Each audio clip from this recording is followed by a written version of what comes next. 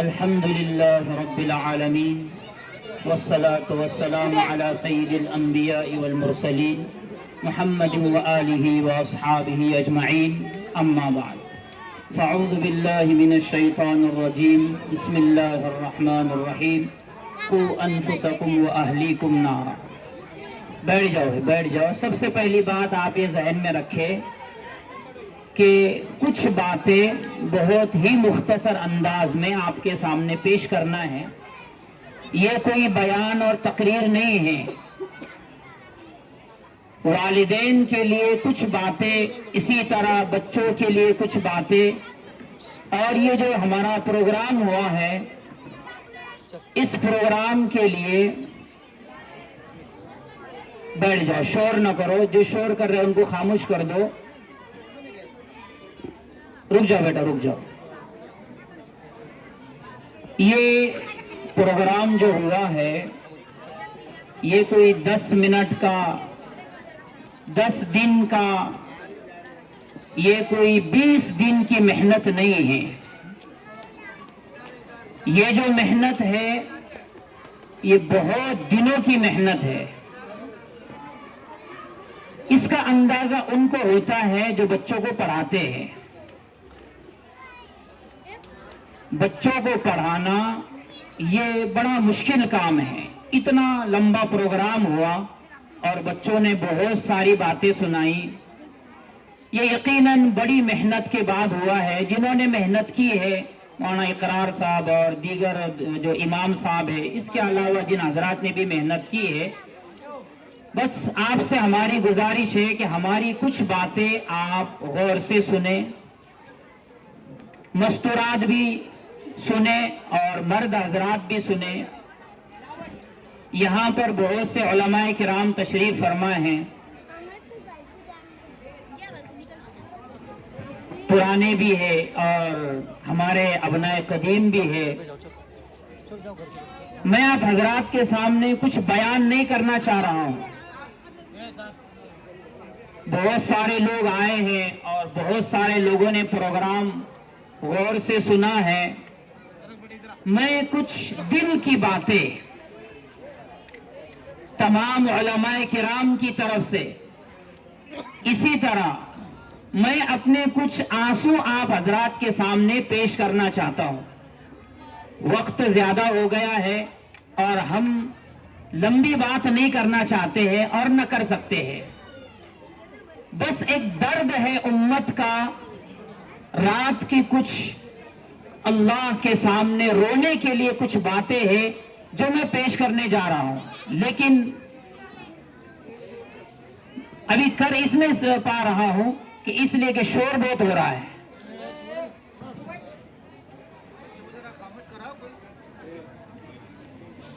والدین اس بات کو سمجھ لے کہ یہ جو ہمارے سامنے بچے ہیں یہ یقیناً اللہ کی بہت بڑی امانت ہے. اس امانت کی ذمہ داری والدین پر اللہ نے رکھی ہے. اگر ہم نے آج ان بچوں کی قدر نہیں کی، ان کو دین کا علم نہیں دیا، قیامت کے دن ہم بہت پچھتائیں گے اور دنیا میں بھی پچھتائیں گے. ہم جس دور سے گزر رہے ہیں یہ دور غفلت والا اور بہت آرام سے زندگی گزارنے والا دور نہیں ہے. ہم جس دور سے گزر رہے ہیں یہ فتنوں کا دور ہے. اس دور میں اپنے بچوں کے ایمان کی حفاظت بہت ضروری ہے. والدین جب بچہ چھوٹا ہوتا ہے تو اس پر توجہ نہیں دیتے. ماں ہو یا باپ ہو یا دیگر رشتہ دار ہو، لیکن جب وہ بڑا ہوتا ہے اور پھر وہ اپنے والدین کی سنتا نہیں ہے تو پھر آپ کو خون کے آنسو رونا پڑتے ہیں. اس لیے ابھی سے قدر کرنا ہے اور اپنے ایمان کو بھی بچانا ہے، اپنے بچوں کے ایمان کو بھی بچانا ہے. یہ جو ہمارے سامنے چھوٹے چھوٹے بچے ہیں، چاہے وہ مکاتب میں پڑھنے والے بچے ہو یا مدرسوں میں پڑھنے والے بچے ہو، ان کی بہت زیادہ قدر کرنے کی ضرورت ہے. اس لیے کہ یہ جو نئی نسل ہے ان کو ہم چھوٹا نہ سمجھے. والدین بھی، رشتہ دار بھی اور پڑھانے والے بھی، دونوں کو اللہ بخشے گا نہیں. بچوں کو بنانے میں بھی دو لوگوں کا دخل ہوتا ہے، ایک تو گھر کے لوگ، والدین، اسی طرح سے پڑھانے والے اساتذہ. بچوں کو بنانے کے اندر بھی، ان کی دنیا اور آخرت کو بنانے میں بھی ان دو لوگوں کا دخل ہے. اگر انہوں نے بچوں کو بنا دیا، یوں سمجھو انہوں نے اپنی آخرت بنائی. بچوں کو بنانے والے، چاہے وہ پڑھانے والے اساتذہ ہو یا والدین ہو، یہ نہ سمجھے کہ ہم ان کو بنا رہے ہیں، بلکہ ہمیں یہ سمجھنا پڑے گا ہم اپنی آخرت بنا رہے ہیں. اس زمانے میں ارتداد ہے، لوگ دین سے دور ہو رہے ہیں. فکری ارتداد، ذہنی ارتداد اور ظاہری ارتداد بھی چل رہا ہے. کون بچائے گا اس نسل کو؟ جو اس نسل موبائل میں لگی ہوئی ہے، جس کو قرآن حدیث سے کوئی لینا دینا نہیں. بچے اپنے فیوچر کو، اپنے مستقبل کو نہیں سمجھ سکتے، اس لیے کہ ان کو تو مزے کرنا ہے. ماں باپ بھی اپنے بچوں کو اس وقت سمجھتے ہیں جب شادی ہو جاتی ہے. ارے یار، میں نے بہت بڑی غلطی کر دیا، اس کو دین کا علم نہیں دیا. لیکن اس وقت پچھتا کے کوئی فائدہ نہیں ہے. یہ بچے ہماری دنیا بھی ہے، آخرت بھی ہے. اگر ہم نے ان کو دین کی تعلیم دی تو ہم نے اپنی دنیا بھی بنائی، آخرت بھی بنائی. اس لیے بچوں کو جو فکر کرنے والے والدین ہو، اسی طرح سے پڑھانے والے اساتذہ ہو، ان کو یہ سمجھنا چاہیے کہ اگر ہم نے آج ان بچوں کو ضائع کر دیا، قیامت کے دن ہم اللہ کے پاس جواب نہیں دے سکتے. اس لیے کہ جتنا بڑا مقام اور مرتبہ ہے، اتنی بڑی سزا بھی ہے. والدین کا مقام بہت بڑا ہے، لیکن اگر والدین نے اپنے بچوں کی تعلیم اور تربیت کی فکر نہیں کی تو پھر والدین کو اس کی سزا بھی بھگتنی پڑے گی. دونوں طرف سے بات ہے. میں بہت مختصر بات کروں گا، صرف آپ تھوڑی دیر دھیان سے سنیں کہ دونوں طرف کی بات ہے. شریعت میں ایک طرفہ فیصلہ کبھی بھی نہیں ہوتا ہے. صرف اور صرف ہم یہ کہتے رہے کہ ہماری اولاد بگڑ رہی ہے، ہم صرف یہ چلاتے رہے کہ آنے والی نسل بگڑ رہی ہے اور ہم ان کی کوشش نہ کریں، یہ ایسا نہیں چلے گا. اسی طرح اولاد یہ کہے کہ ماں باپ ہمارا کچھ دھیان نہیں دے رہے، ایسی بات نہیں ہے. حضرت عمر کے زمانے میں ایک باپ نے آ کر اپنے بچے کی شکایت کی. تھوڑی سی توجہ فرمائیں. باپ نے آ کر شکایت کی کہ میرا بیٹا میری سنتا نہیں ہے. حضرت عمر نے کہا اچھا، بیٹا آپ کی سنتا نہیں ہے، یہ کیسے ہو گیا؟ اس لیے کہ وہ زمانہ تھا خیر القرون کا. حضرت عمر کو بڑا تعجب ہوا، کہا چلو بیٹے کو بلاؤ. بیٹے کو بلایا گیا. جب بیٹا آیا تو حضرت عمر نے پوچھا کیا تم اپنے باپ کی نافرمانی کرتے ہو؟ اس بیٹے نے کہا ہاں کرتا ہو، بالکل صحیح ہے. حضرت عمر پھر پریشان ہوئے کہ ایک تو چوری، پھر سینہ زوری. کہا تم نافرمانی کرتے ہو اپنے باپ کی؟ اس نے کہا بالکل صحیح شکایت ہے، اس میں کوئی شک نہیں ہے، میں اپنی باپ کی نافرمانی کرتا ہوں. لیکن اس نے حضرت سے عمر سے پوچھا کیا باپ کی فرما برداری ضروری ہے؟ حضرت عمر نے کہا وہ باپ ہے تمہارا، تمہیں اس کی فرما برداری، اس کی بات ماننا پڑے گی. کہا اچھا، مجھے پتا نہیں تھا. پھر اس کے بعد اس بیٹے نے پوچھا حضرت عمر سے اچھا یہ بتاؤ کہ بھائی باپ کے کیا کیا حقوق ہوتے ہیں؟ حضرت عمر نے کہا تم کو اس کی بات ماننا پڑے گی، اطاعت. تم کو اس کی خدمت کرنا پڑے گی، اور اس کو جب بھی ضرورت ہے تم کو اس کی خدمت کرنا پڑے گی، اس کے کام کرنا پڑے گی. اسی طرح تم کو اس کا اکرام کرنا پڑے گا. اس بچے نے کہا حضرت عمر کیا صرف ایسا ہی ہے کہ اولاد ماں باپ کا حق ادا کرے، خدمت کرے، اطاعت کرے، اکرام کرے؟ کیا ماں باپ پر کچھ نہیں ہے؟ حضرت عمر نے کہا ماں باپ پر بھی ہے. تو کہا اچھا بتاؤ، میں اپنے باپ کی اطاعت کروں گا، خدمت کروں گا، اکرام کروں گا، لیکن باپ پر کیا ہے؟ حضرت عمر نے فرمایا کہ باپ پر بھی حق ہے. سب سے پہلا حق یہ ہے کہ باپ اپنے بیٹے کا رشتہ اچھی لڑکی سے کرائے. کہا دوسرا حق کیا ہے؟ حضرت عمر نے کہا دوسرا حق یہ ہے کہ وہ باپ اپنے بچے کا اچھا نام رکھے. کہا اچھا، اور کیا ہے؟ کہا باپ اپنے بچے کو دینی تعلیم تربیت دے. سب سے پہلے کہ جب ہم اولاد کی شادی کا پروگرام بنائیں تو نکاح نیک گھرانے میں نیک لڑکیوں سے کرنا چاہیے، دیندار. دوسرا، بچوں کا نام اچھا رکھنا چاہیے، نام کا بھی اثر ہوتا ہے. اور تیسرا، دین کی تعلیم دینا چاہیے.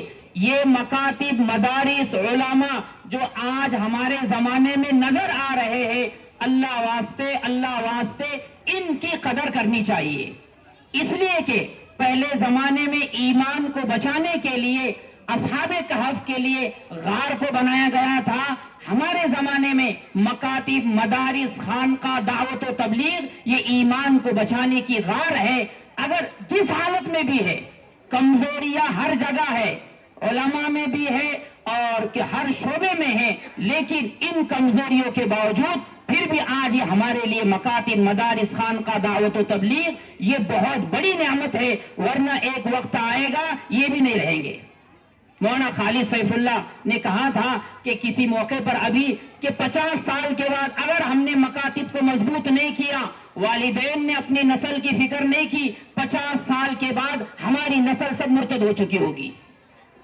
اگر ہم یہ چاہتے ہیں کہ ہماری یہ نسل جنت میں ہمیں ملے تو ان کی ایمان کی فکر کرنا ہوگی. ورنہ اگر ہم نے ان کے ایمان کی فکر نہیں کی، آپ بھول جاؤ یہ جنت میں میرا بیٹا مجھے ملنے والا ہے.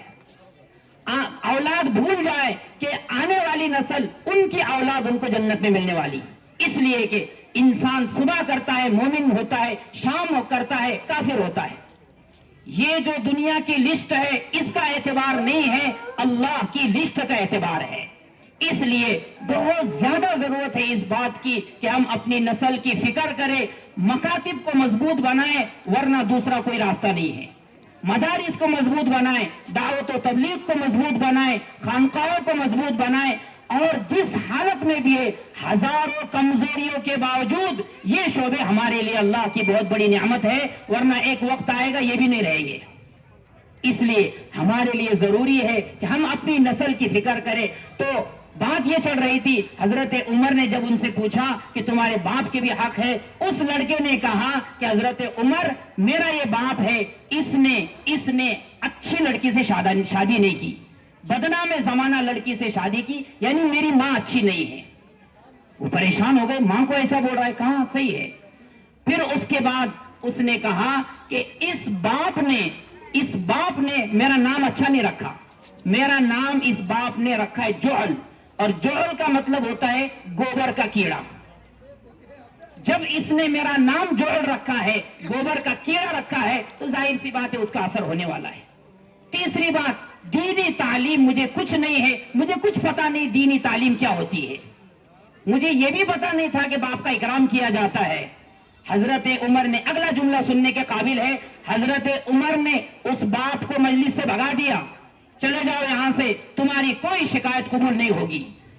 اگر تم شکایت اس وقت لے کے آئے جب تم کچھ تلافی کر چکے ہو تو تمہاری بات مانی جائے گی، ورنہ تمہاری بات نہیں مانی جائے گی، چلے جاؤ یہاں سے. حضرت عمر نے اس مجلس سے باپ کو بھگا دیا. اس لیے شریعت میں دونوں طرف سے بات ہوتی ہے، دونوں کے حقوق ادا کرنے ہوتے ہیں. ایک طرفہ اس وقت ہوتا ہے جب آدمی خود ادا کرنا چاہے، ادا کرے گا کوئی نہیں، لیکن مانگ سب کی رہے گی. ماں باپ یہ چاہتے ہیں کہ اولاد ہمارے حقوق ادا کرے، لیکن والدین کو یہ پتا نہیں کہ ہم کو بھی کچھ کرنا ہے. اولاد یہ چاہتی ہے کہ ماں باپ ہمارے حق ادا کرے، لیکن اولاد یہ نہیں دیکھتی والدین کے بھی حقوق ہیں. ہر ایک کے حقوق شریعت نے بیان کیے ہیں. آج یہ چھوٹے سے بچے ہیں، ان کو بچے نہیں سمجھنا چاہیے، یہ اصل امت ہے. آگے چل کے یہی ہماری دنیا بھی ہے، آخرت بھی ہے. آج اگر ہم نے یہ سنا اور یہ کہہ دیا کہ جانے دو بچہ ہے، آگے چل کے جب وہ بڑا ہو جائے گا آپ کی نہیں سنے گا.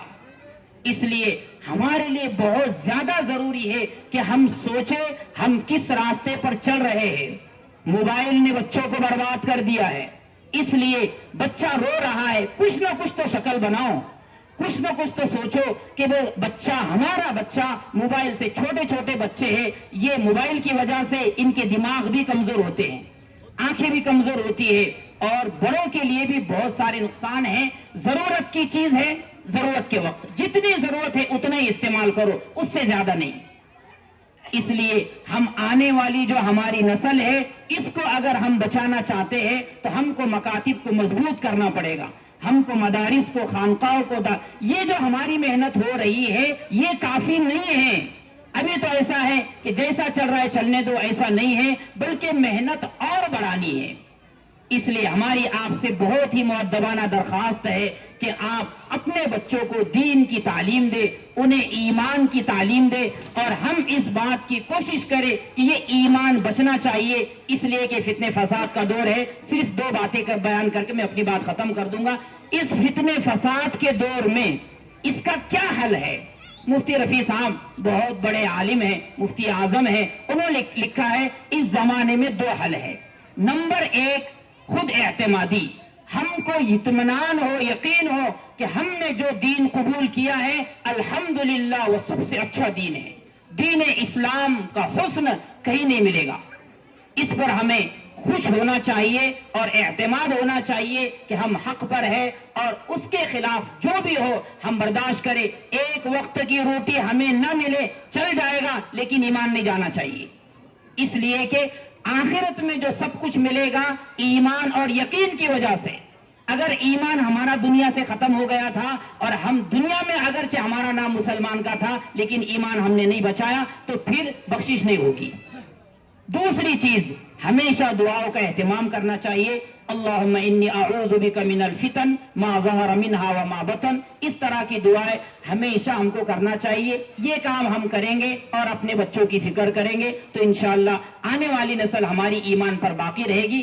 لیکن آقا مدنی محمد عربی صلی اللہ علیہ وسلم نے یہ بھی فرمایا ہے کہ بھئی اس کا یہ مطلب نہیں ہے کہ گھبراؤ، گھبرانے کی ضرورت نہیں ہے، محنت کی ضرورت ہے۔ اللہ ہم تمام کو عمل کی توفیق عطا فرمائے۔ وآخر دعوانا الحمدللہ رب العالمین۔